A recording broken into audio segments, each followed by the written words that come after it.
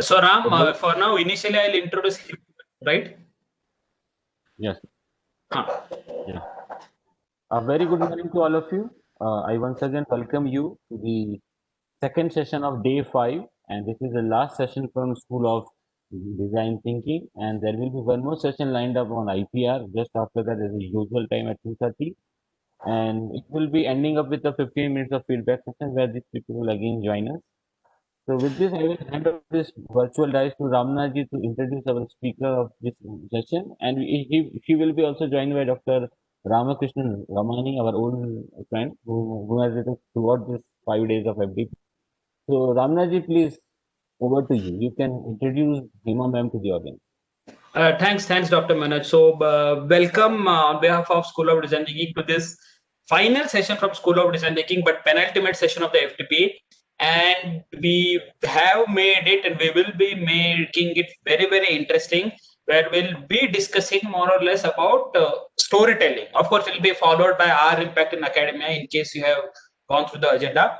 But storytelling is a very, very interesting concept, especially related in to probably for the initial years or for the last decade in B2B, in businesses and all. But how multiple sectors, multiple companies, brands, and even people engaging in day-to-day conversation, public speaking, how all these different professions across sectors, how have been able to leverage storytelling, and importantly, if we can draw a stretch towards from of storytelling towards academia, how can we make curriculum more appealing, or how can the communication between the classroom be more student centric, how can student gain more insights with the help of storytelling. So let's try to introspect and see if we could parallel for the same. We have with us Hema Narayan ma'am, uh, expert and highly experienced in the areas of marketing and communication.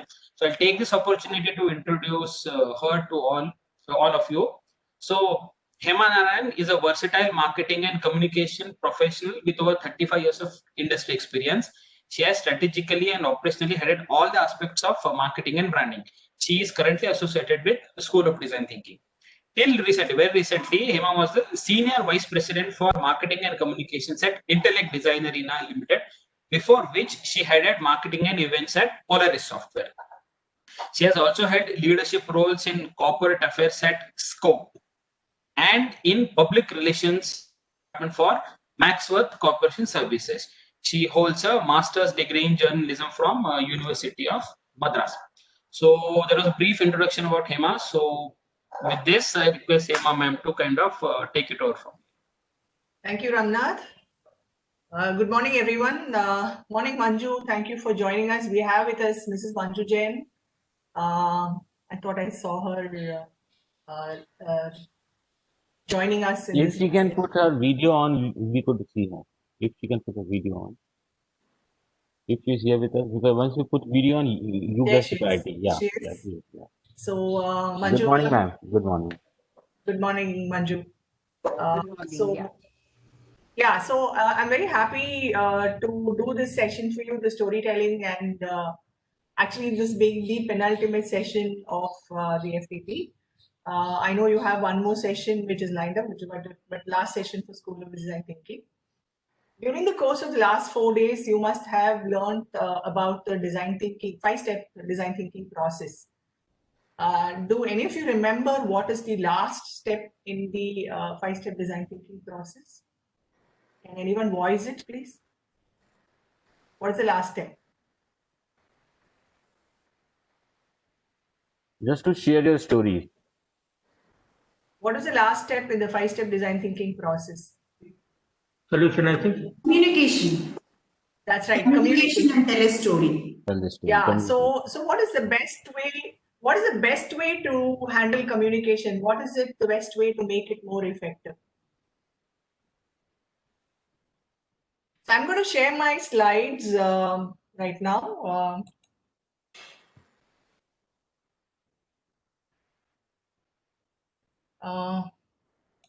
Dr. Manoj, you've enabled?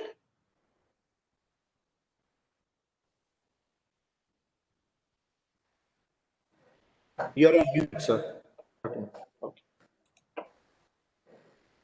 I'm not able to share. Okay. Ma'am, you can now try because I just shared this. Okay. You can Can please try it everybody see again. my screen? We could not, but you had a right with you. No, but You can try once again. can everybody No. see my screen now? No, Not no, yet. not yet, not yet.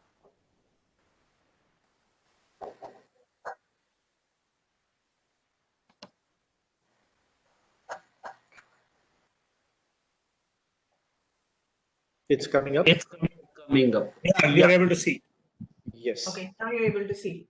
Yeah. So storytelling, like Ramnath let the cat out of the bag. I did not want to say. I'm going to talk about two important, very, very important tools today.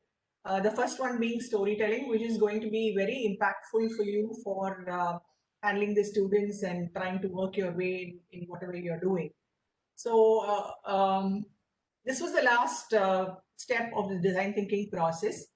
When we talked about, there are 5 elements about communication. So naming and branding is basically, a very important thing for any particular product or service. So when you say naming or branding, is there a story to say for any of the brands? Can anybody give any example?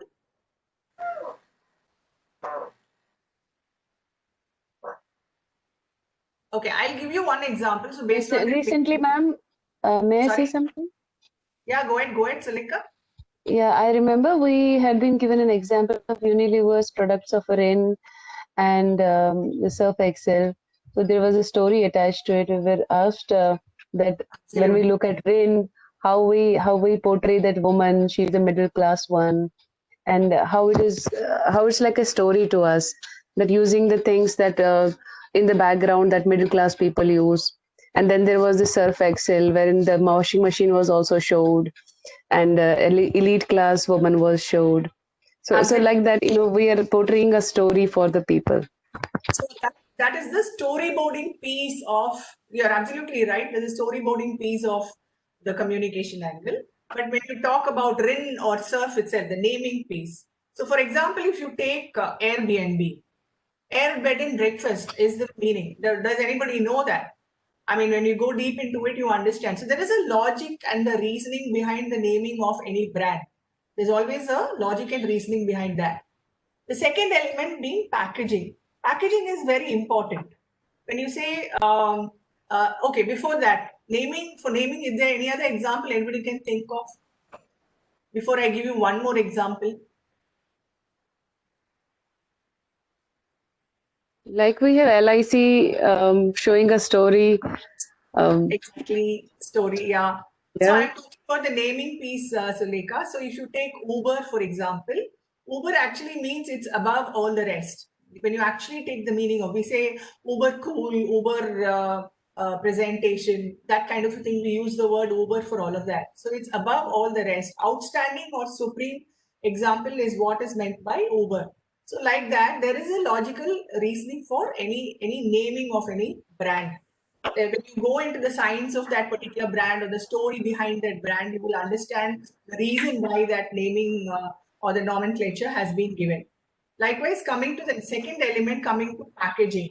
Any examples of packaging? I'm sure during our session itself, you must have, I think Ramnath touched upon a very innovative kind of packaging. There are so many innovative kind of packaging which comes up. It's very important in terms of communicating. So that catches the eye of the consumer or the customer, and you automatically want to go and purchase that product. So, any examples of packaging? Can I hear from you? Yeah, well, when we go to malls and we see that shampoo, conditioner, and the serum nowadays, all three come in the same package, and the package has a brush also in it by the side. It also has a glove. It's kind of a all-in-one package kind of a thing which people like and they purchase. It's completely thought through. It's completely thought through on what the customer wants, and the entire thing is available as one package. I would like to give an example of Paperboat. Have you all experienced Paperboat, the juice? So it's like, you're squeezing a Yes, fruit. yes. It's like you're squeezing a fruit to get that feel. So that feeling is given to that particular packaging. The second example which I wanted to give was Indulekha. How many of you have seen those ads, Indulekha with that oil brand, which comes with the comb on the top? Yeah. So it's again something which is keeping the user in mind. The whole packaging has been put together. The storyboarding, the third element, like you had given an example, Sulekha, the Rin and the surf ads. We've also heard about the Nirma ads. Lalita ji, who can forget that Lalita ji story, right? So storyboarding for that particular product is very important, and it comes through the various commercials, and it comes through various advertisements which they work on. That storyboarding is nothing but a cohesive narrative of the product or the service, and it encompasses all the facts, it encompasses all the feelings that is conveyed by the brand talk about that particular product or service. Yeah, so that is what is storyboarding. The fourth element is presentation. Any examples of presentation? Any examples anybody wants to give other than Sulekha? She's given 2 examples. I want for the fourth element of presentation. Anybody wants to Cadbury sometimes come up with different ideas for different seasons, like the Holi or the Rakhi, Diwali. So they come up with different kinds of ideas with the same branding. Presentation, absolutely correct. Like you take the airlines industry, right from presentation is not only the packaging part of it or the hamper part of it or whatever, but right from the way they present themselves, the way they present themselves at the counter, the way the experience that is given to them when passengers cross the check-in counter, then they move on to the onboarding counter, then they get onto the flight. Think of all the ways the brand is presented to them. That's also part of the presentation. It's not just the content of the story which is said. The story is said, of course, but the entire experience which the customer feels when they use that service or product is what is the presentation which stands out. And the last but not the least is the distribution. Ma'am, I just came to recall this last ad latestly launched by Tanishq, which was controversial. Controversial. And they had to pull down that ad. You remember? Yes. Yes. People said that it is, hurting the communal feelings and all. Yes, religious sentiments. Yes, that's right. That's right. So distribution. Ma'am, I actually, think yeah, go ahead. Sorry. Go ahead, it's Ashima. okay, ma'am. Please go ahead. And with the reference of presentation, ma'am, I feel when we talk about visual merchandising, so the whole of the thing is based on the presentation, whether it is the exterior of the store or the interior of the store. It is a way of communicating and attracting the customers. Absolutely, bang on. You're right. You're absolutely right. And then comes the distribution aspect. So any product or service, if it just need not just do with ads and commercials and things like that, but today social media is has come up in a very big way where distribution happens in multiple ways. So there is Instagram, there is Facebook, there is LinkedIn. So you can go and talk about your product or service in any of these areas in different contexts. In Facebook, it's on a lighter vein. In LinkedIn, it's on a business angle. In Instagram, you can put it through photographs. So distribution, and apart from that, you can come up with case studies, you can come up with brochures, you can come up with white papers, you can come up with blogs. So all of this. So communication encompasses all of these 5 elements, communication of whatever you do. But the most important element, which actually transgresses all of these 5 elements, is storytelling. So I'm going to now move on to storytelling for you. So what is storytelling? I found this type very interesting because it talks about all the aspects of storytelling. Creative. Stories are a figment of imagination. So there's a lot of creativity in whatever we do in terms of stories. Content, there's a lot of content in the stories where, the listener is engrossed in whatever you're trying to say. History, who doesn't like history? I mean, we are so soaked in history that there's so much of information in history that we all want to listen to those historical stories. Experiences, again, experiences are basically anecdotes, real life experiences, All of that comes in a story form as well. Marketing, I don't even need to tell you, our previous slide was all about that. And the communication piece. Emotion. Stories actually give out a lot of emotion. It's very, very important for us to see that emotion. The Cadbury's ad which you're talking about, the Rin ad which you're talking about. Emotional stories are always remembered because you attach yourself to the story, the emotional story. You actually become and you start feeling that emotion very well. And of course, the sharing piece. In today's world, distribution, which I explained earlier, is very, very important. So storytelling is a very important piece. I will now move on to a video. I will have to stop sharing this and then move on to video.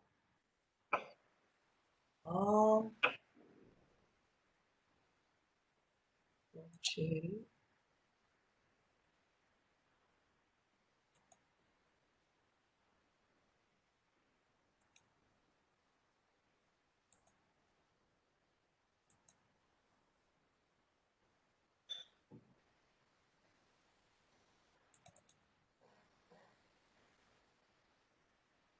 Is it playing? Wonderful, ma'am. Okay.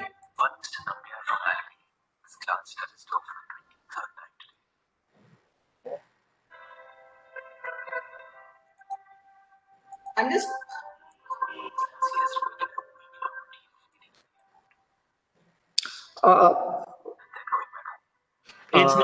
Hey, ma'am. I don't think you're getting the volume. It's buffering. Ma'am, it's not playing seamlessly. It's coming after 3 interval seconds, 4 interval seconds. Okay. You might have to optimize the presentation mode. Where does that come? That's in the drop down under the frame. Now for that you have to stop sharing, then again go to the share option.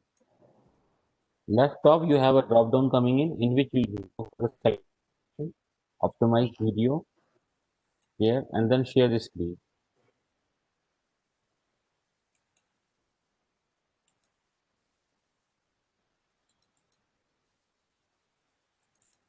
Playing? But you are not sharing your screen. You are not sharing your screen. Hold on. Okay. Sorry, little bit of confusion here.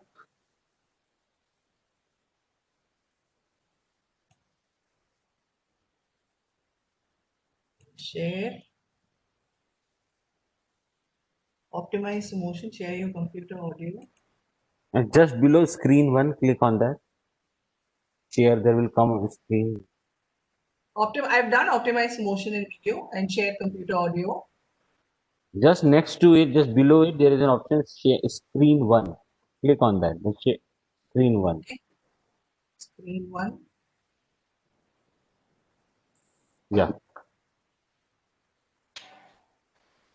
Yeah, we can see the player coming up. Yes. Is it okay now? One Mr. Nambiar Yes. from LP Yes. is at his door for the 23rd time today.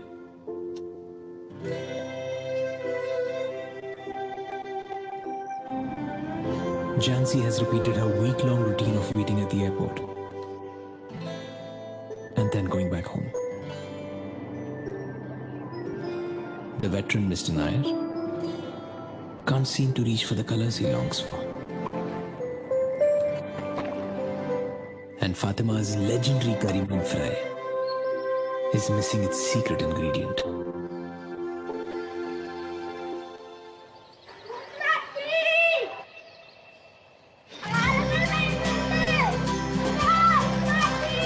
Because every great dish needs a foodie. Just like an artist needs an audience. Like a driver needs a destination. And after all these difficult weeks, what Kerala really needs is you.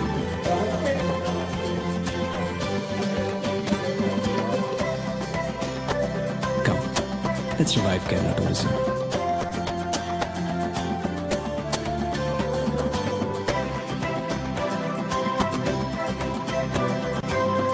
Kerala is open.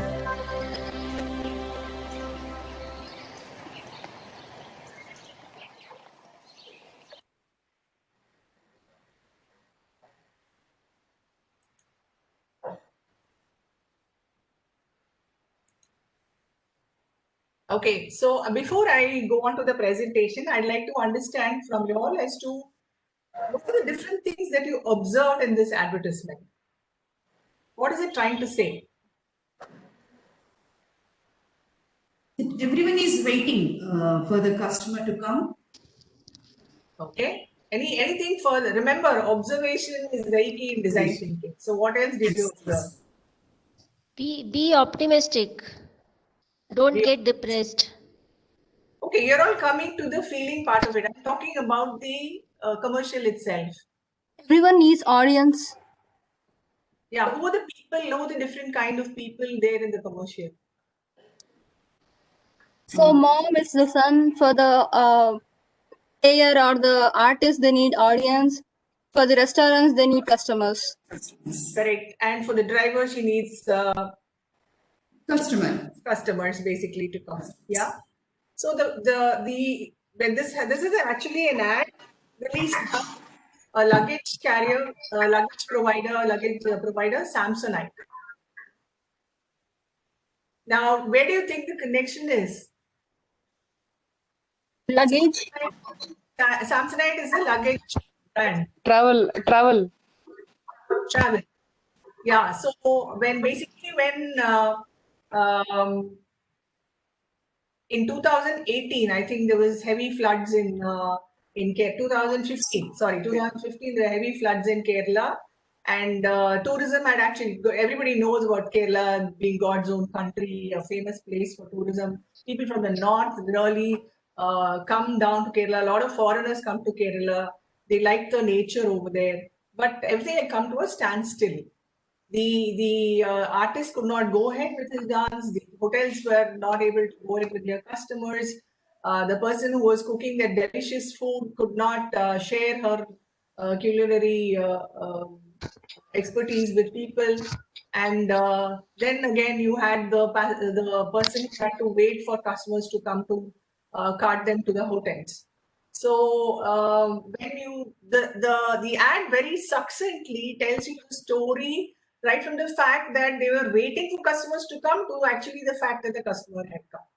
Right? Ma'am, shall I say something? Yes, please go ahead.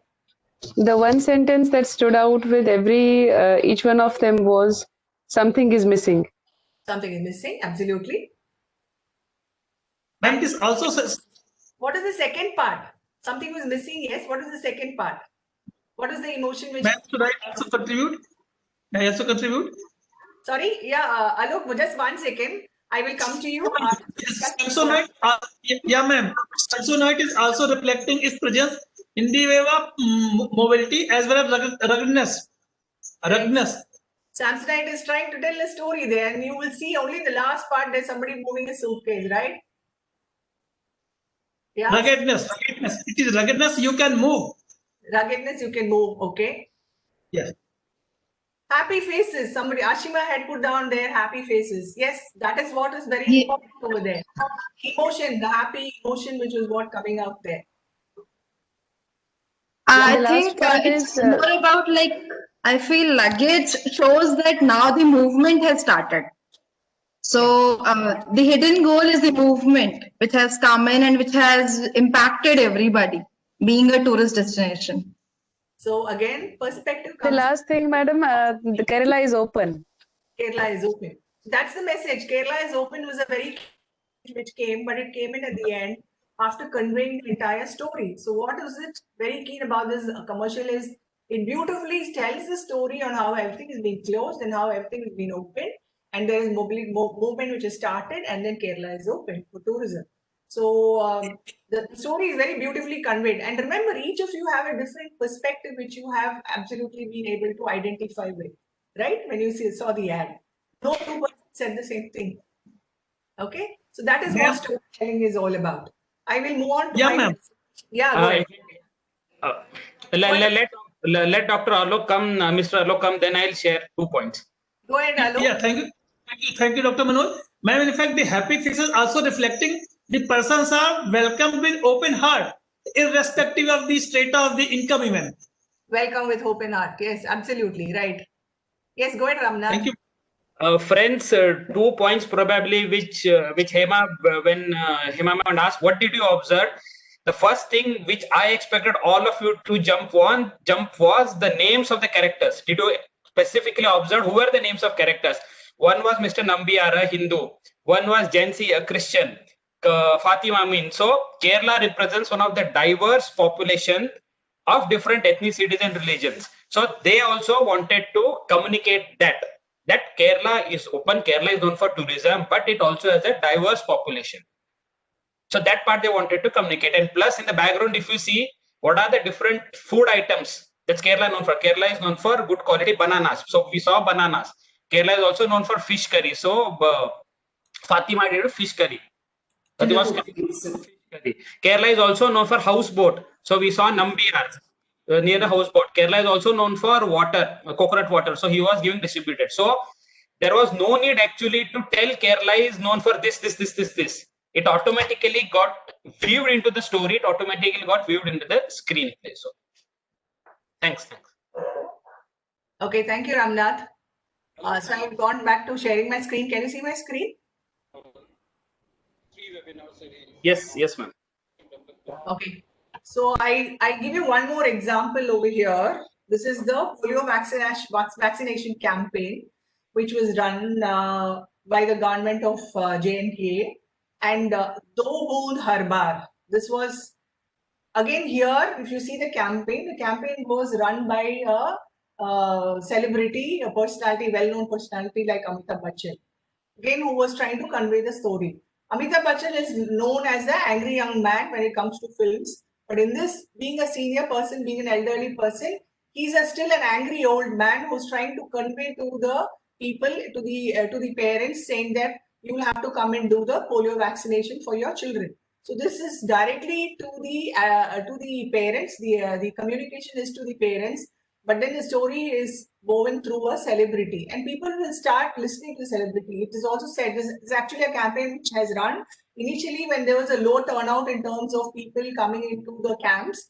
After this ad campaign started and number of times it started getting televised, it started getting put up in the papers, in publications, in print media and whatnot. People started going to the vaccination camp, so much so that the numbers increased drastically. There's also stats to prove that. So this is another way of storytelling, using celebrities to communicate your message to celebrities. Okay. So then I move on to the point over here. In fact, the most powerful person in the world is a storyteller. The storyteller sets the vision, values, and agenda of an entire generation that is to come. Stories are meant from generation to generation. Don't you all agree that we've all heard fairy tale stories? We've all heard and grown up with listening to bedtime stories from Ramayana, Mahabharata, and the epics, and various other books from our elders. So it moves from one generation to the other. It sets the vision, values, and agendas again from one generation to the next one. That is what I kind of try to understand from this particular quote. And when Satya was taking this lesson, the previous session for you, how to make a classroom experience interesting for students. So you're again trying to make that happen through storytelling, right? That's very, very important. So I'm moving on to the definition of storytelling. Storytelling, I like this one particularly because there are very key words over here. I first read the definition very clearly. Storytelling is the vivid description of ideas, beliefs, personal experiences, and life lessons through stories or narratives that evoke powerful emotions and insights. The key words over here are basically narratives that evoke powerful emotions and insights. Storytelling absolutely evokes emotions.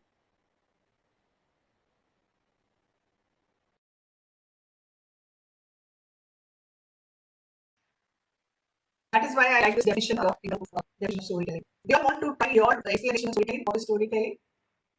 Before I move on to explain. Anybody wants to try? What is your definition? What is your perspective on what is storytelling? Sometimes our grandparents started telling like in our time this was like this. So that reflects on their ideas, beliefs, personal experiences, taking the mythology into the aspect. So these are kinds of normal emotions or the storytelling part that we have gone through, ma'am. Correct. Absolutely. That is what I said. We've always lived on stories that we've heard from our elders. Yeah. Anybody else? I think storytelling shapes our personality a lot. It shapes our experiences. It also, helps us whenever there are challenges. We happen to recall the stories and the experiences that our grandparents or anybody around us has shared with us, and we start, telling ourselves a different story that my life is going to change. Absolutely, absolutely. You're very right, Sulika, which is what you are doing with your students. I mean, when you use this tool storytelling in your classes, this is exactly what you will be. You're shaping the life of the students over there. You're not communicating just for the sake of communicating. It is with emotions, it is with your life experiences. The way you say it enables them to recall it. All of that happens with, that's the power of storytelling. Any last person who wants to go? Hello, ma'am. I remember like our history teachers, especially to make the subject more interesting, they used to tell us the whole incident as a story, which used to actually it was easy to memorize later on if we used to study it as a story. So Recall is very good. Memorization becomes easier. You're always connecting with some anecdote or the other, right? Yeah. So that history students always connect that way. Madam, creating the imagination into the student's mind. Absolutely. Imagination in students' mind. Very beautifully said. So you are allowing you're not constraining the minds of the students. You're allowing them to think openly. Boundaryless thinking. Again, you know how design thinking is playing a part over here. You can see it through yourselves and how you can play a role with your students over there. And also creating inspiration. By telling the stories, the students get inspired. Yes, I think all of you guys have said almost what I had to say. Inspiration is very true because role models get created because of storytelling. You will want to imbibe, you will want to aspire to be that role model. You will want to, pursue the kind of life the role model has so that you will also be able to achieve that kind of success in whatever you're doing. So again, yes, inspiration is very, very important. So, Ma'am, I think the way we have been watching TEDx talks, all of them have a story, isn't it? So exactly. I think it has shaped the world in a very different way. I was going to give that as an example also. TEDx talks are very good methods of storytelling. Why the previous video, the Columbia video that you saw, was another method of storytelling, right? In the previous session, what you saw. So storytelling, actually, it's very interesting because it engages the listener. Remember, listening is again a very important skill in design thinking. So it engages the listener, it gains the attention, it creates a lot of energy and excitement, and it urges the listener to achieve and to remember what the story is, recall and remember what the story is being conveyed. Yeah. When you listen to stories of success, you start looking up to those people and as role models, as I told you earlier, and you want to pursue that sense of achievement.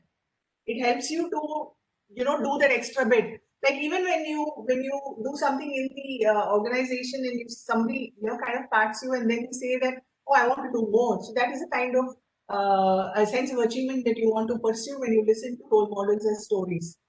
Stories have the power to charm and influence and change behavior. I mean, there are so many situations we've seen. I mean, how many movies all of us have seen? In fact, movies, I would say, if you take, the stories are the same in all the movies, except the way it is told is different. You take a Shri 420 or a Muqaddar Ka Sikandar or a Slumdog Millionaire or any of the latest movies that you have, everything, the story, the baseline is the same. There will be a rag to riches story, or it will be a good winning over evil kind of story, or the hero trying to save the save goodness and kill the villain. So those kind of everything, the base is the same. The way the messaging, the way the whole thing is said is what is different, and that's how the different movies. So all of us have seen that happen. Ramayana and Mahabharata, again, full of stories for all of us to be able to talk about experiences. Yeah. So this basically, in every story, the values are inculcated. When you start listening to stories of Ramayana and Mahabharata, you will know that you're listening to a lot of good things which enables you to build those values. Yeah, which enables you to build those values in yourself. And right from childhood, this is inculcated in us, which actually turns us to have, as better human beings as we grow older. Good storytelling, good stories have, they have time, they have setting, they have characters, they have plot, they have suspense, they have intrigue, events that depict different emotions. And we've seen this in all the movies.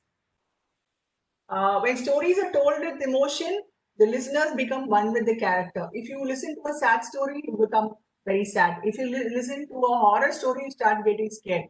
If you listen to a happy story, there's a lot of excitement which gets created in your mind, and you also become very happy. You start feeling happy. When you see a happy movie with a happy ending, when you come out, your mind is happy, right? So that feeling is empathy. Basically, you are living whatever you have experienced in the story or in the movie. So that is what is basically a good storytelling. Storytelling helps us to step back and see things from a different perspective. This Kerala video was a very good example. Everybody saw it differently. Ramnath saw it differently, right? So observation again was very key over here, but different perspectives came out the way you kind of looked at that commercial or that video. So if all of this is to happen, what is your role as a storyteller? Who is a storyteller? What does a storyteller needs to do? Anybody wants to talk about it? What is a storyteller? What does he have to do?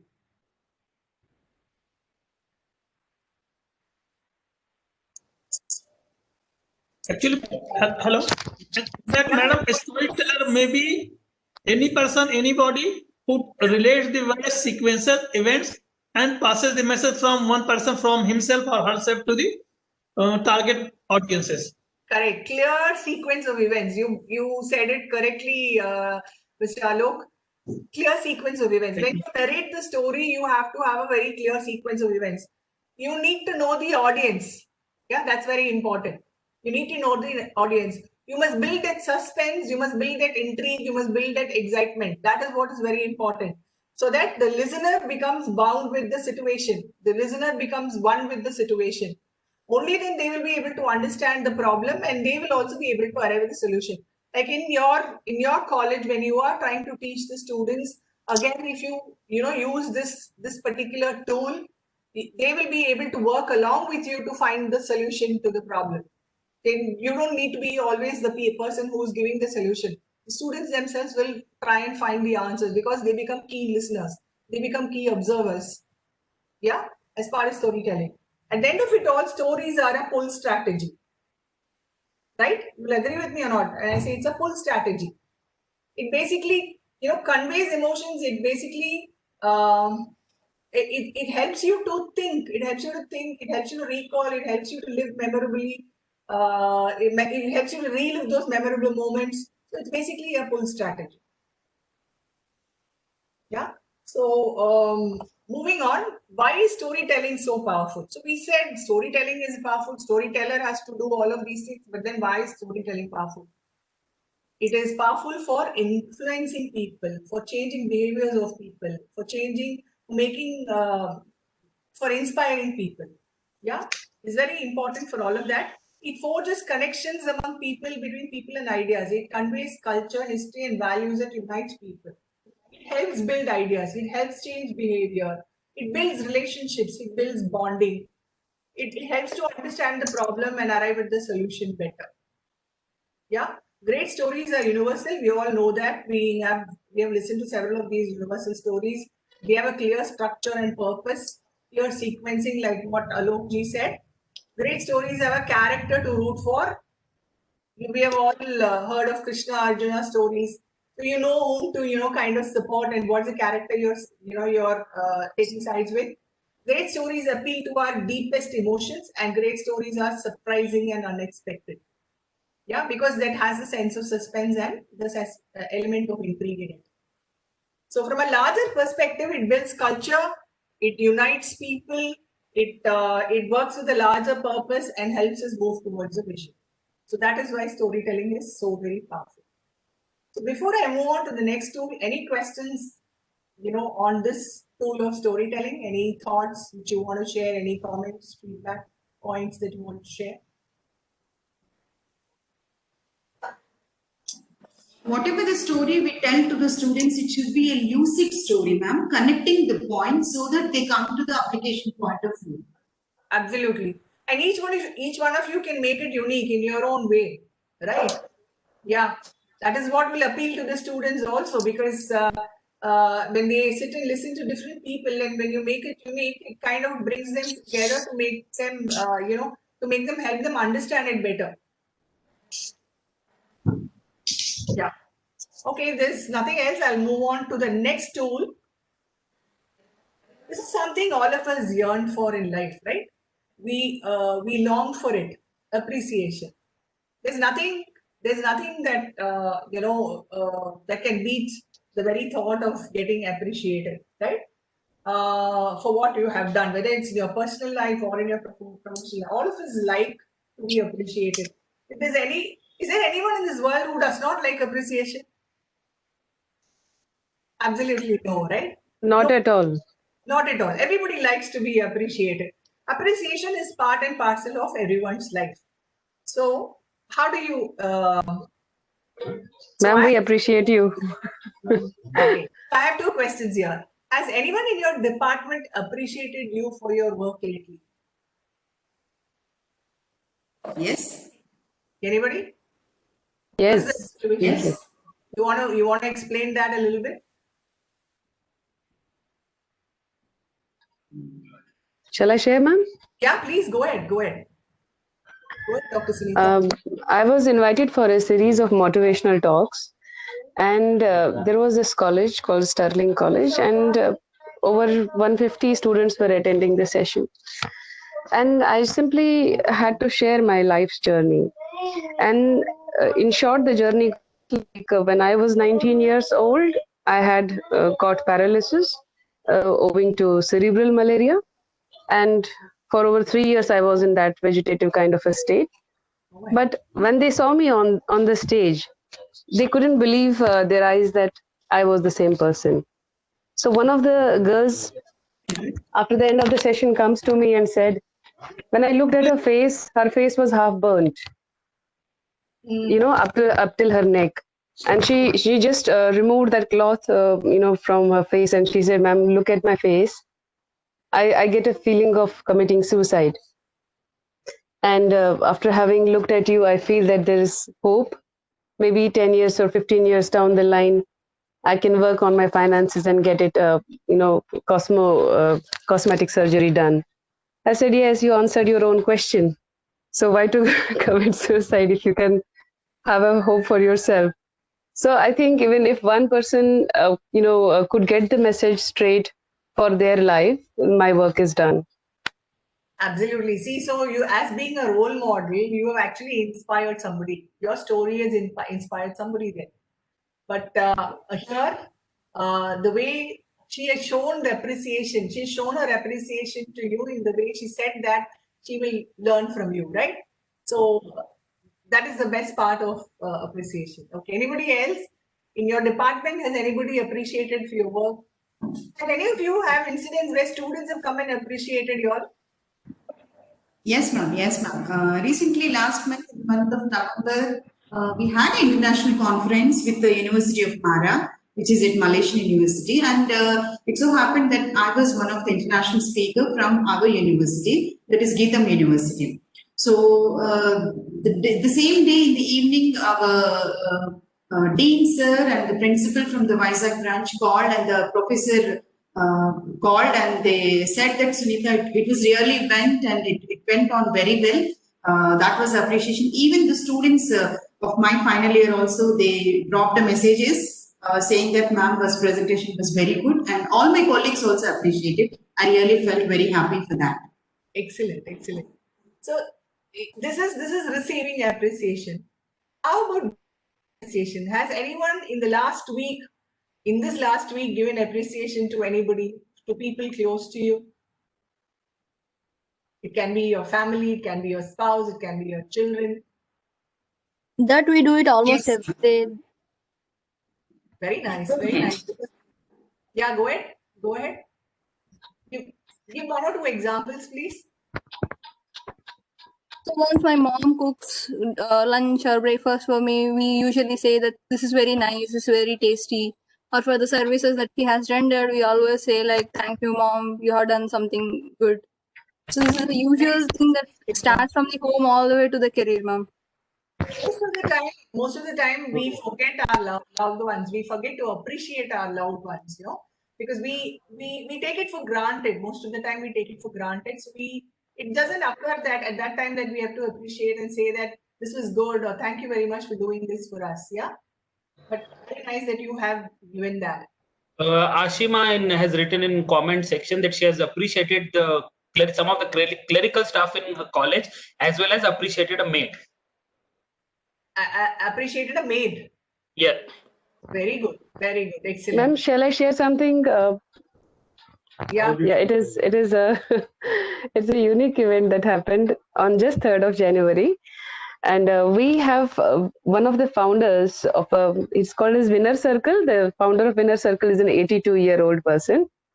And whatever messages he used to post in the WhatsApp group, we compiled a surprise book for him, a quote book, a coffee table book for him. And we launched it on 3rd of January, and it was his birthday. And it came as a total surprise for him. He asked us, who is the author? And we said, you are the author. Wow. So that was, his eyes were totally full of tears, and he could not believe that somebody could think of, creating a book out of his quotes that he used to post. So unexpected appreciation also makes one emotional, right?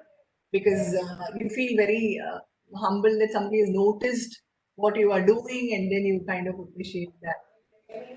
Right? Anyone else wants to share? Ma'am, I have the strangest experience that I have ever felt. I was in USA and I went to a market, the Walmart store. So there was a person who was keeping all the boxes aligned. So when he was moving stuff around, there was a kid who just went like pushing away the carts. All the boxes fell down everywhere. So I went there, started picking up the boxes and keeping it in the shelves. So after looking at me for like few seconds, all the people around gathered and did the same thing, where he was able to keep all the boxes in the racks in no time. So once all this was done, I just left the place. But while billing, he came to me and he thanked me, saying, I appreciate for what you have done to me, and that this made my day feel better. So that was one of the part where I got the recognition, and it's kind of a satisfaction for me, which I still remember. It's been 5 years and I still remember it, ma'am. Excellent. See, so basically it is not only the close people, it's not the close circle, it's not just the family, but when you do something, you get appreciation even from strangers, right? This person was an absolute stranger as far as you were concerned. But the very fact that you were able to do that, help him with that, and garner people to do the same thing, he had to come and appreciate you for it. So again, strangers also, appreciation is very important when it comes to that. How did you feel when you appreciate somebody? When you Butterflies in the stomach. Sorry? Butterflies in the stomach. When you appreciate somebody, why would you get butterflies in the stomach? You feel very happy, right? It's a very good, nice emotion that you're creating happiness for that other person. True, immense happiness. Immense satisfaction. Correct, Sulekha. How do you feel when you expected appreciation and did not come through? So we talked about all the good things about appreciation, but if you're not getting appreciated for something, you're doing very well in the college, but then your boss is not appreciating, your higher authorities are not appreciating you. What is the feeling you get? It kind of discourages people. It kind of discourages people. Yes. Then isn't there an element of disappointment? There is a miserable feeling, right? Oh my God, I did so well on this. I was hoping to be appreciated for this, but then it did not come through. So I don't know, for whatever reason they did not bother even to say a good word about it. It's a miserable feeling, right? There's disappointment. More than that, there is no motivation for you to do more than that. So you always feel that okay, whatever we do, we're not going to get any good word about it. So I don't want to do much. So then you start thinking negatively. So there's no motivation, and there is also a negative feeling which comes up. So that's what happens. People start feeling disengaged with the work they do, although they do it, but they start feeling disengaged. They don't have a feeling attached to it. Absolutely, absolutely. So the magic of appreciation is all about it. All about this slide captures everything over here. It recognizes the good qualities of the individual. By appreciating people, you spread positive feelings with others. There's so much of positivity. Like you said, you kind of build motivation. There's so much positivity around people there. When the next event starts multiplying. When one effort is appreciated, you want to do more. You always think that, we've done this, we should do, because this person has appreciated us. It gives me that courage, and gives me that much more comfort and more energy to do much more than what I have done as of now. So that is what is the feeling which comes. It enhances trust. Very, very important feeling. When you appreciate somebody, you know that that person knows that you're being trusted. That person knows that he or she is being trusted for what you do. That's why, you give them that appreciation. You share that appreciation with them. It builds a lot of trust as well. So GST, we have heard of GST in different forms. This is a different form over here. G for genuine. Appreciation should be very genuine. It should come straight from the heart.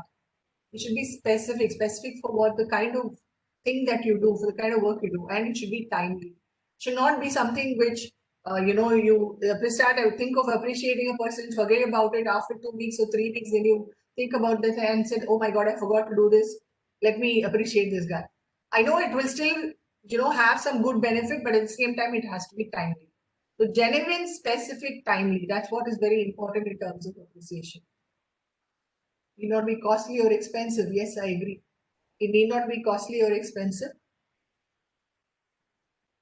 There's no hierarchy. Like earlier, Ramnath read out that somebody had appreciated their maid. Yes, there is no hierarchy at all. There's no level when it comes to appreciation. There's nothing that only the senior people should appreciate the juniors. Nothing like that. Even juniors. That's why I asked students, how many students come and appreciate you for what you're doing? Yeah. So likewise, even the younger generation can appreciate what the older generation is doing. Like somebody said, they appreciated their mom for food. Kedara said that. So there's no hierarchy when it comes to appreciation. What are the different ways to express appreciation?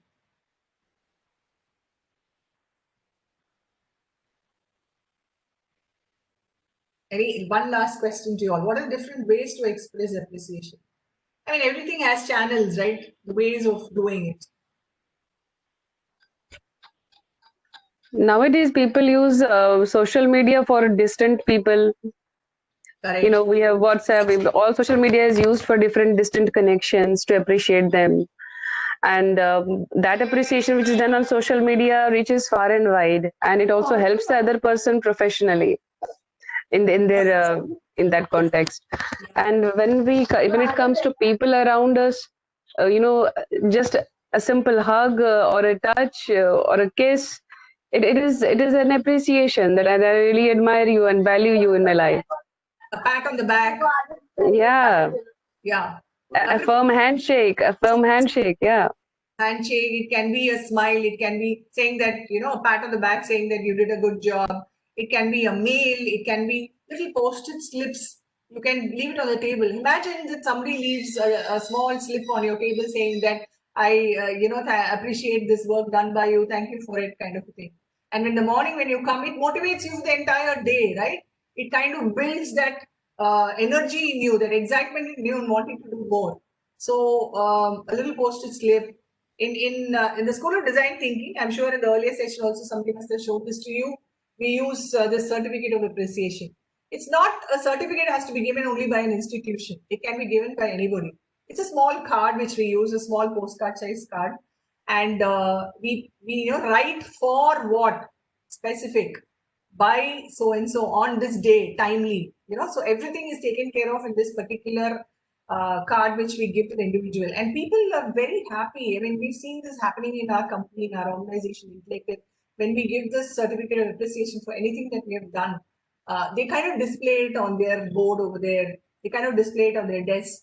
And the number of cards they collected, they feel very proud. They feel very motivated. There's a lot of energy in people. So all that we need to do is, it's just a matter of any channel or any method or any way that we can use, but we have to appreciate people in life. Otherwise, you're taking things for granted. That is one thing which I would, request all of you, never take things for granted. Make sure that, a thank you or an appreciation saying that good job done is always very, very important and very key to building relationships in life. So this can create a culture, and all of you can create this culture in your own colleges, in your own organization, wherever you are, and it makes a big difference to all of us in our lives. So both the tools which I conveyed to you today, storytelling and appreciation, are basically things that can work very well for you, both more so in your professional life and also in your personal lives. You can apply it in anywhere. Just like in the beginning of the session, Anbu had said design thinking can be applied anywhere. It can be in whatever you do. It can be in your personal lives as well. So likewise, these are the tools, just like the other tools, these tools also can be applied. And if you make it a way of life, you're building a culture for the next generation. Thank you so much. That's all from me. Any questions? I'm happy to answer. Ma'am, I think no questions but appreciations. Thank you so much for the wonderful, wonderful session. Thank you. Thank you so much, Salika. Thank you. I'll stop sharing my screen now. Thank you, ma'am. Wonderful. Thank you, Ram. Over to you. Brilliant session, ma'am. Thank you so much. Friends, I would like to now present you for about 20 to 30 minutes, not even 30 minutes, a very interesting proof point. If you right on day one, or I think the initial part of, some of you actually raised this question. Okay, we talk so much about design thinking, we talk so much about what its capabilities are. Are there any case studies, right, wherein you can actually showcase that, yeah, design thinking has actually helped? Now, I would like to showcase to you two case studies due to paucity of time, which actually extends to what Anbu said at the initial stage on day one. Who are the customers of your academic institutions, right? It's obviously the students, the parents of the students, but by and large, what the students get from your academic institution is used in society, isn't it? Each and every one of us who pass through the portals of an education institute are now again engaged in society, in whatever we do, right? And that's what we study is applicable to all aspects of society. Yes, to industry too. That's right. Right. So here are two case studies that actually showcase what students have done to society by applying design thinking. So let me quickly share my screen.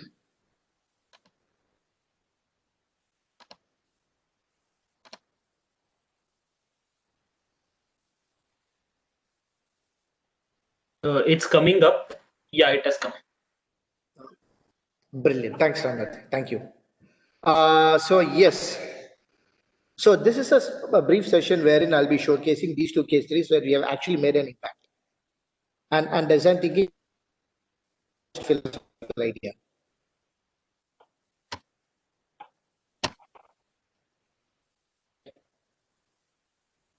Okay, so as a part of our work, the School of Design Thinking, we work with different sectors of the society. We work with governments, we work with corporates, we work with development accelerators or NGOs as they are called, right? And one of our biggest clients are academic institutions themselves. Now, we tend to work with different types of academic institutions. It can either be engineering colleges, it can be universities, it can be higher secondary schools, so on and so forth, and across the spectrum of society. Now, here's the case study of one particular what we did and the impact been. So this is an engineering college that we work with. And we typically tend to do many courses with such colleges. We do credit courses, we do FDP programs like this dedicated for the faculty of that college.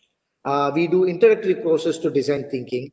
And as an offspring of this, what typically tends to happen is the institutions themselves come up with their own initiatives. For example, there is a design thinking club that has been created by this particular college that we are talking about. In some colleges, they take it even further, right? So let me explain this particular case study to you. So what happened was at the end of the design thinking course that we did, it was, if I am not wrong, a 3-credit course.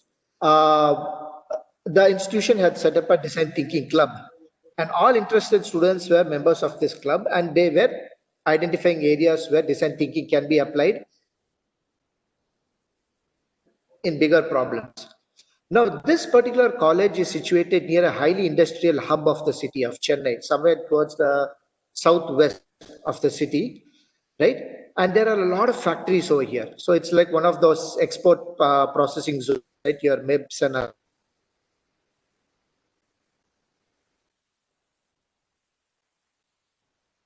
to the automobile industry, excellent companies that are into the export-import business, electronics companies, and so on. And there was this one location, okay, which is notorious for accidents. As per the records of this case study, it seems the students, this happened somewhere at the end of 2017, beginning of 2018. There were about 30 plus accidents that happened in that 1 year alone in that one junction. Okay, horrible. And most of these people who suffered due to these accidents were basically two-wheelers, people who used to ride bikes. Of course, people who used to wear helmets, so on and so forth. But the way it was designed was pathetic, right? Needless to say, the roads were bad. There wasn't appropriate traffic signals. There were police people on the road, right? But somehow that did not seem to help. So the problem, as it is mentioned briefly here, was there was this amazing amount of traffic congestion in an arterial road, and a lot of accidents used to happen.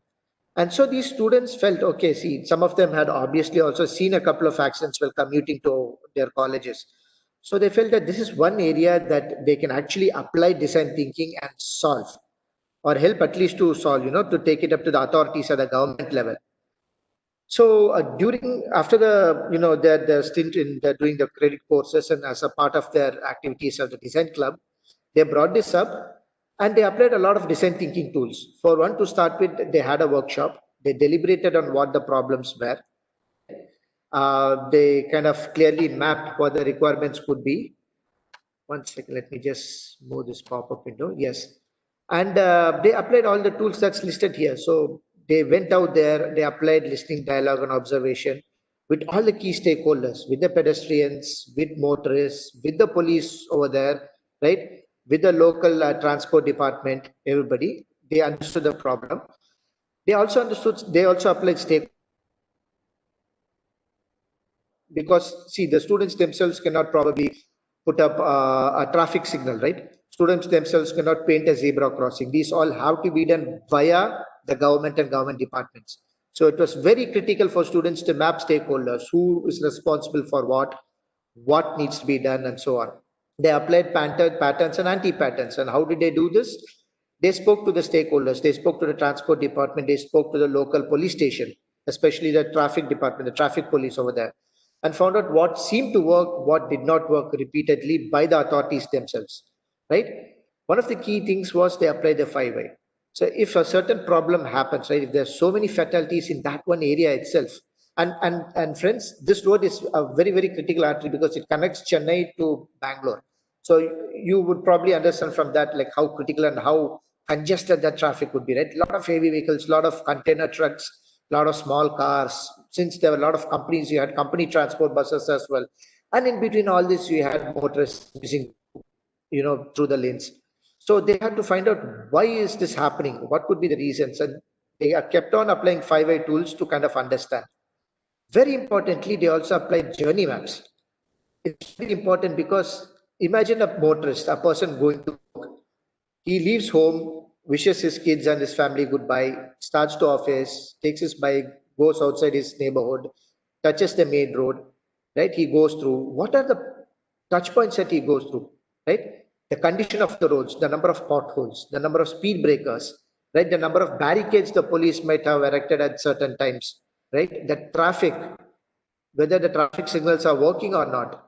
Some major problems that you all might have seen in cities, that there'll be a wonderful traffic signal that works, but there'll be a board that just covers it. So unless you're just 2-3 meters from the traffic signal, you actually wouldn't notice whether the signal is on red, green, or yellow, right? So these are unintentional that are kind of actually put up literally for people who are, on vehicles.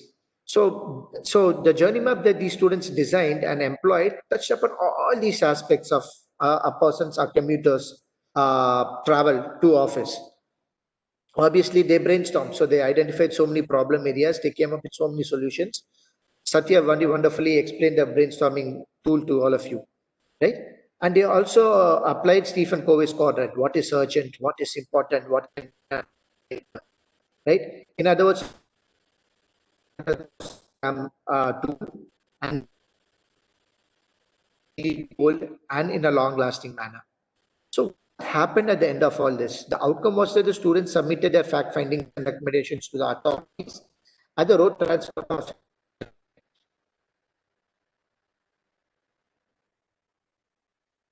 appreciated, especially coming from college students. Now, many of us have this opinion that, college students are this very energetic group, high energy, very boisterous, but unfortunately, they are unable to channelize their high energy in the right direction. And here, there are these set of very empathetic and very sensitive students who got together, who went out of their way. So this is over and above their academic requirement to do something that is positively impactful for the society. Very well appreciated. So this is one case study which shows that design thinking can be applied in day-to-day life in very critical areas by students. Let me take you to another example, an example that was used outside India by an Indian student. Okay, this is a very good example of industry-academia collaboration and applying design thinking to enhance traveler experience. So one was on the security aspect of it, to make it travel safer, but here it is to augment experience. So this is another institute, a very popular university in Chennai, right? And these people have gone thinking. They are currently setting up their own design center. They work closely with us in design course, 4 great design courses. They also do FTP programs for faculty, to keep abreast with things and, to kind of keep the momentum up, because design thinking is a culture. Right? It's not a process that is applied at a particular phase, like in an SDLC, right? It has to be a culture that is imbibed by each and every member of the society, of the organization, for it to actually fructify to its true capability. So what this particular university did is, at the end of one of their credit courses, right, at the end of the academic year, this university has a tie-up with University of California, Berkeley, with the Berkeley campus especially, for a lot of exchange programs. So there are students from there who come to this university, students from here who go to that university, typically at the end of their 3rd year and then during their final semesters. And in that one particular engagement, students wanted to apply design thinking because he saw an opportunity in the huge Berkeley campus that they have. There were a lot of shuttle services that were being used, to kind of ferry passengers, faculty, students, and other people within the campus across to various departments. It's a huge campus, right? But the problem was that the shuttle stops, very well designed that they had a lot of lacunae. And this one student who went there after the design thinking course found out certain problems. What were the problems in the shuttle stops? One is that he found out that a lot of faculty members who are parents, right, they had trouble handling their young children in the shops, in the bus stop. So like they had their luggage, they had the bus coming in, probably not enough seating arrangement and so on. So there were a lot of things that they were actually juggling with, while waiting for their shuttle. The second thing was luggage security, especially professors and others who used to carry laptops and books, other baggage with them. There were reports that some of these tend to get stolen or lost or misplaced in the bus stands. So luggage security was another critical element that had to be solved. In-stop entertainment, right? So people wait for a bus, it probably takes 10-15 minutes. So what do you do? So nowadays, most of us, fiddle with our smartphones. But there are some people who probably tend not to do that. So is there some entertainment entertainment opportunity that's there at the bus stop? People can keep themselves involved. That being said, there was another very critical blind spot that was not met, funnily, that there was no schedule for the bus. So if there was a bus supposed to be at, say, it's almost at 12:45 now. If there was supposed to be a bus at 12:45 and our next bus at 1 o'clock, it was anybody's guess as to when the next bus would be. There was no timetable. There was no digital board that said that the next bus to certain bus stop or route number 1, 2, 3 or whatever will come in the next 15 minutes or 20 minutes. Nothing of that. So it was, people were in a blind spot. So they had to kind of think of their experiences. Okay, yesterday I came here at 12:40, there was bus number 12B that went to a certain department or to a certain area. Okay, so I should be there by 12:20. No. So it was all people's judgment and all that. So that was a big blind spot as well. And finally, and very importantly, being a large campus, right? Accidents can happen anywhere. I mean, there are people with different health problems, health issues, right? So what if a certain person suddenly got an asthmatic attack or certain person got a heart attack, right? Is there any way in which, an SOS can be sent out? At that time, there wasn't, but this student found out there's a big opportunity for that to be brought in as well. So he identified all these 4 or 5 points and he made a detailed study of it. And applying the design thinking course that we had,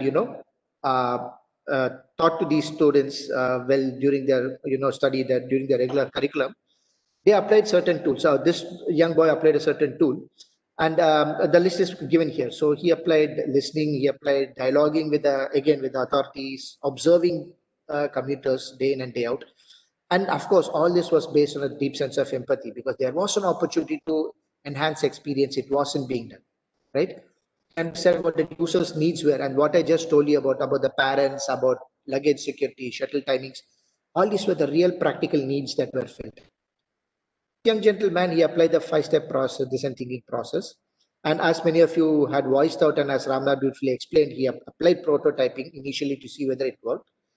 Yes, journey mapping was also a part of tool, and then yes, he applied the theory of prioritization to see what works, what could be done, right? And the impact of it was he created a physical prototype of the smart shuttle stand and he called it Spaceful. That was the name of the report. Spaceful Enhanced Shuttle Stand Experience. And this was provided to all potential users for suggestions. So that was a report. So obviously, since it is the university administration has to do it.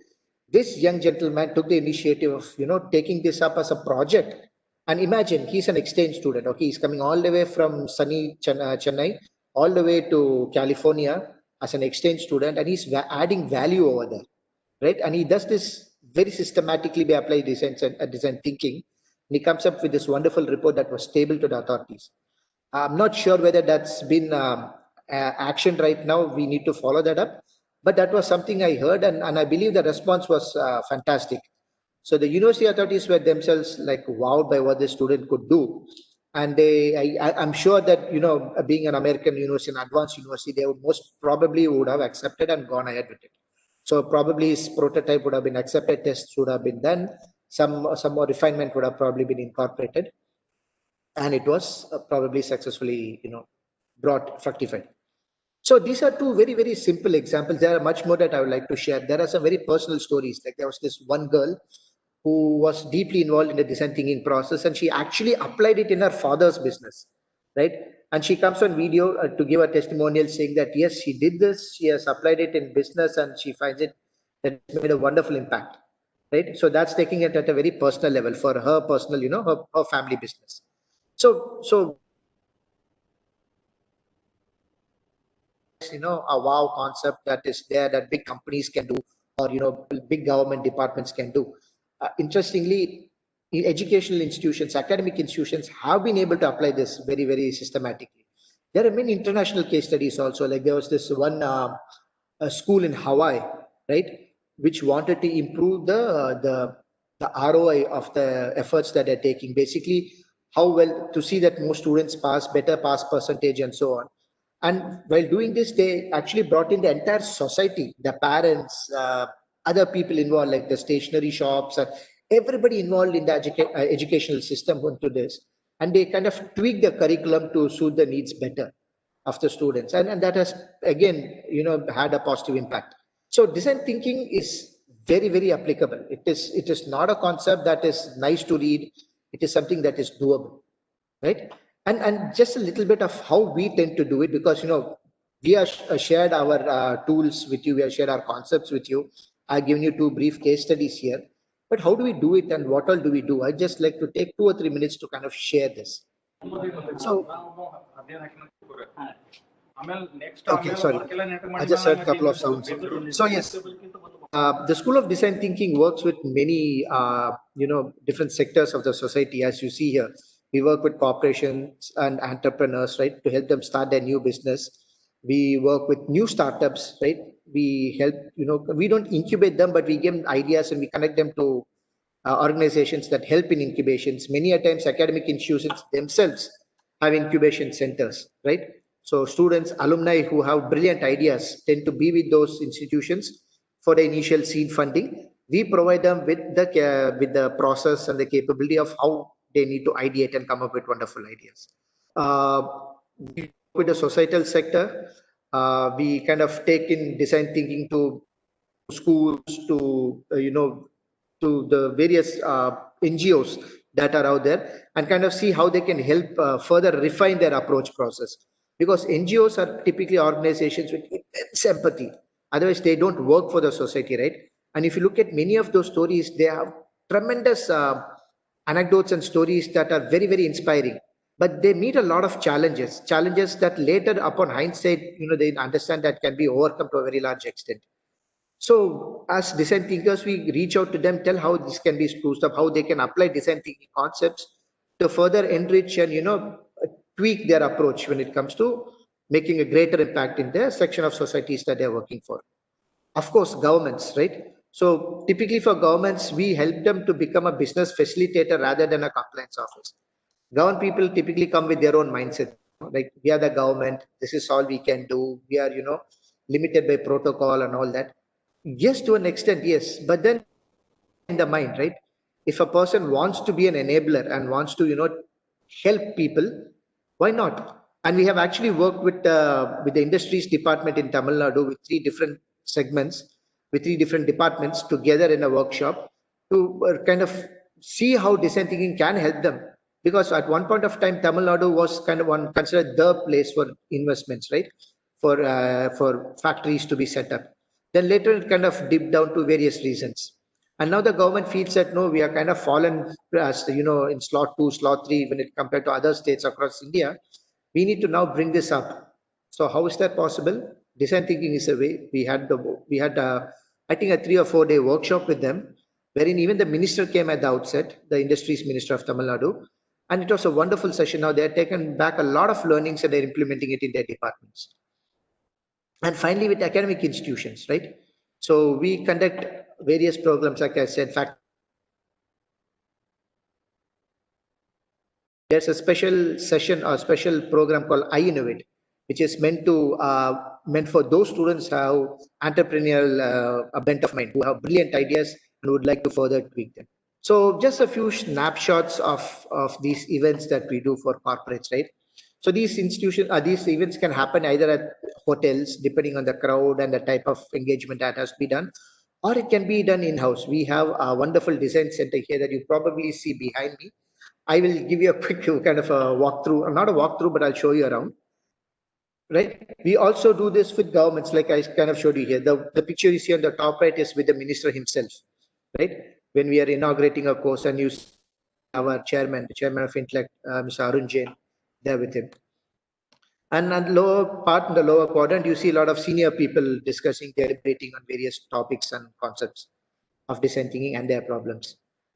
Societal sector again. So we bring these people together, we make them brainstorm, ideate, come out with what the actual problems are, whether it's personal for them to reach out more or even organizational. And finally, school students. So we ask students, we bring them here to the design center, or we go to their academic institutions and conduct courses. We kind of enable design thinking, and we help plant this seed of design thinking in them, so that as students and later on outside, we will be, these students will be able to take these concepts with them and apply it, just as those 2 case studies that I had shared initially. So this is a few pictures that I would like to share with you of the design center. Initially, if you remember, Ramki in day 1, session 1 spoke about the design mind, design space, and design framework. For us, FT8012, which is our design center, right? This was initially ideated or designed to be a design center for financial technology companies. But understanding the wow factor that design thinking has, we have now opened this for everybody and anybody who does design thinking. Right? And sometimes we even bring in young children, children of employees of Intellect. We bring in parents, we bring in families here to explain design thinking to them, to tell them how design thinking is applicable in what they do. Right? It is no big yarn, it is no Vedanta or high philosophy. It is something that's actually practically doable. So this is the design center for co-creation. This is exactly where I'm sitting right now. Probably at the end, I'll just raise my laptop and show you around. Right? So this is the place we work with teams. So design thinking is not just about sharing like what we are doing right now, unfortunately, because of this pandemic. We all come here together, we sit together, we dialogue, we ideate, right? This wonderful glass that you see here, right, is all writable glass. So we help break the myth. Like you remember our parents used to say, don't write on the wall, don't scribble on the floor, don't do this. Yes, sir. We say, no, please do that. But you never know when a person gets a eureka idea. So it is important that as soon as you get an idea, if you just have a pen, and there are pens and notebooks all across, just take a pen, a marker pen, and write on a glass wall. Nothing stops you from not recording your brilliant idea for posterity, right? And there are so much. All this is based on, we believe in teamwork, right? So design thinking is never anything that's done in isolation. If you ideate, you do it in teams. And here are some pictures wherein you see a lot of clients, people from governments, people from various clients of Intellect and others who sit and ideate. You see on the lower left or lower right, Anbu talking to a couple of government, I think they are government officials, taking them to the 5-step process of design thinking at the design center. On the top left, you see a product being, demoed. Sorry, in the bottom left, right? So that's a place where, you kind of showcase, you prototype, and you kind of share it with people so that they can actually test and feel it for themselves. A very, very critical, important in journey mapping, because there and then they get to feel and touch the product even before it is released. So they become a part of the co-creation process, right? And if you look at it here, we don't believe in the concept of their knowledge should never be brittle. That's why even at the outset, if you see the wall, it gives you the seamless sense of such a huge expanse. The glass walls do not stop your visibility at all from the beginning to the end, right? So a lot of activities happen over here. And here are some more pictures of people working together. They're working on scheduling, they're working on brainstorming. So all these ideas on the lower right that you see, right, those post-it notes, are all those ideas that people put together. And I think this gentleman on the white shirt is trying to identify the 10, 100,000 for them and apply the quick, bold, and long lasting. So all these are actually done hands-on, right? So design thinking at the end of the day, friends, is something that practical, doable, and it is being done. Let me just lift my laptop and let me see if you can see the space around. So this is how it is. Obviously, since we are still in kind of lockdown, not many people are in office today. Ram, just a suggestion. Yes. Since you are sharing, people may or may not have to change the layout so they can see you better. So else they can, for the most part of the screen, they are only seeing your current shared slide. So what I'll request participants is, if possible, you can change the layout here. In case you can say a layout option, just click on the layout and Ram, it would be better if you could stop sharing. Okay, I will do that. 1 second. Yeah. Right. So if it's possible, friends, click on layout and just click on focus. So Yes. so that the person who will be speaking, he'll come on focus. That's right. That's right. Thanks, Ramnath. Good idea. So yes, so kind of depending on the technology I currently have. So this is the design center. As you see, a lot of sitting spaces, white space, people sitting across. This is where we do, and this is just one part of it. There are other segments or other parts of this floor wherein we help in the ideation process. So that's outside the building, a wonderful view. It's been a good day in Chennai today. And at that end, you probably might see 2-3 people sitting and ideating. And that's how it is. Since we have a lot of glass walls around, probably you're not able to see the other part of the floor. Yes. Okay. So yes, Prakash Kadam asks 80-12. What does that mean? Great. Okay. So now that you saw it, yes, that's a very pertinent question. Any guess what 80-12 can mean? You can please share it by saying it, or you can put it on the chat window.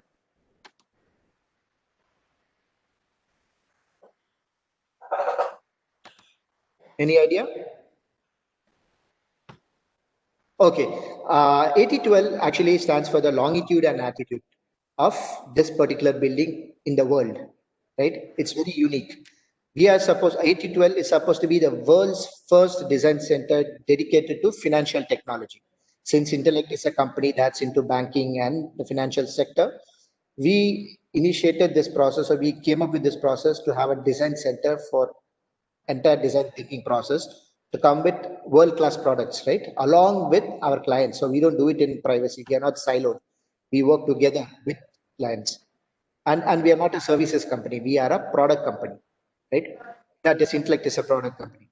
So this was a design center that was created exclusively for this, and this is the world's first. So like Hema said, there should be a story behind a name, right? 80-12 is the place where this is. So this is our longitude, latitude. We made it a part of our name, right? So nobody can imitate it. They can probably have 80-13 or 80-14 or 80-15 or 79-12, but we are the only people who can say 80-12 for this particular reason. So that is what we do. And the design center, as we said, this part is where the work actually happens. But we also have educational parts. We have a place called the Pi Space. Unfortunately, I cannot take you through because it kind of needs to be lit and all that, needs a little more hands-on. It's a huge space, it's around 30,000 square feet, right? And there we do a lot of walkthroughs and all that. There's a small theater here wherein we actually show videos and movies inside. So this is where it all happens. We invite people here. We invite institutions here. Dr. Manoj has been here with us, along with some of you, right? And I would take this opportunity to welcome each and every one of you when you have the opportunity, individually and along with your institutions, to come and visit us, right? To see this beautiful place and to have some even more deep diving sessions with us on design thinking, right? Unfortunately, due to the current pandemic, this is how most things are. And I'm sure as academicians, as lecturers and professors, you are kind of also curtailed by the sessions you conduct. But hopefully, when good days start, sooner than later, I invite you all to come over here. Let us have a even more grander session, on design thinking, and let's meet face to face. So thank you so much. It's truly wonderful. And the unique idea of having the latitude and longitude recorded is truly unique. Kudos. Thank you, ma'am. Fantastic, Seriously, sir, fantastic, the Ramakrishnan. design, Fantastic. the naming design is really appreciable and amazing, sir. Thank you, sir. Thank you. Sir, words are not getting in my head to appreciate your. Like I am feeling myself very lucky to attend this FDP. Otherwise, I will be losing so much. Yeah, thanks should go to Dr. Manoj sir for anchoring this. I mean, he's done it so beautifully. I would say Dr. Manoj is one of the best practitioners of design thinking, if I can call it so. I mean, considering all the impediments, the challenges that can happen, and Lord Murphy ruling over all of us, anytime anything can happen, and we have seen that cropping up here and there. Despite that, not without a major glitch, we have been able to seamlessly run through this 5-day program. And it's not a small feat, right? Technology, all of us across the country together. So, ma'am, if I may say, kudos to Dr. Manoj here for Thank you so much, sir. Thank you so much. But I We are think it's a truly, teamwork. It's we a are truly teamwork. grateful. Dr. Manoj, we are truly grateful. Yeah. Thank you so ma'am. much. Thank you, ma'am. But the way we say You have EGT, been awesome. thank you. But it's a teamwork. Without the kind of team I'm having from School of Design Thinking Chennai, I could not even think of having this FDP done. Ramakrishnan has very right in saying that since I was being there, since that day onwards, my whole thinking process has changed. I requested my wife to go there. She's also one of the participants here also. But we tried a lot because she was also quite occupied. She could not go there in person to attend. She agreed to it. But after going through these sessions online, she could get a glimpse of that. And I would personally recommend each one of you to spare some time and be there for at least a day or two. You just find a totally different level of experience. So on this, Dr. Ramakrishnan Ramani, it's always great to hear from you. And I think Ramnath ji is always there. I could say the backbone is Mr. Ramnath. He from back end quietly working everything. And we both were up to 12 last night to create your quiz paper and all, to do all this linking and done. So because lot of observation and representation were coming from your side because you had some time issues, so we had tried to accommodate all. So I think all your answers has been taken care in our solution. All your queries has been accommodated in our solution. And I think Ramnaji is kind enough to share their contact detail in our WhatsApp group. It's already shared. Yeah, I could see that, sir. Thank you so much. So you can straight away contact any one of these 3 contact person. They are more than happy to help you. And we will be taking a short break for 1.5 hours, and we'll meet at say around 2:20 or 2:25. Ramnaji and Ramkrishnan, if you wish, you can also join us during the session, but do join us at 3:45 when we were hearing from our friends also. Sir, one last question, Yeah, sir. please. Sir, what is the procedure to visit your center? Like, to whom I should approach if I am going Chennai and I would like to visit your design thinking center? Since you're here, ma'am, and we are here with you now, just pick up the phone and give us a call. Okay, thank you so very much, sir. Currently, ma'am, not you. Even we are also thinking once or twice whether should we go or not because of the pandemic. That's right. Actually, one of my family member, they are in the Chennai shifted. So I am planning to tell them definitely you should visit there and to get the experience. Like my uncle, he is in VIT Chennai. So, okay.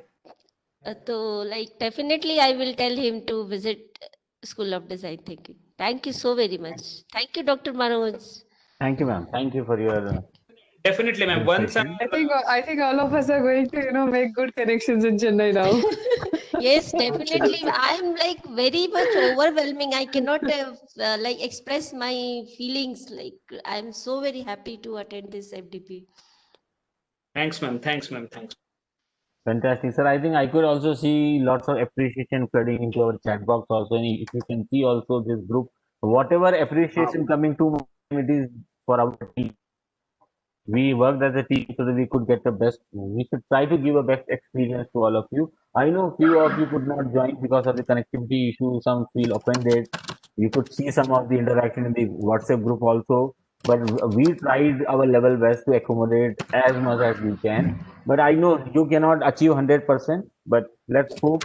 We're also going to hear from you something very specific in the last session. With this, I will not come in between you and your lunch. We'll meet again at 2:25. Thank you so much once again. See you, after the lunch. Thank you. Thank you.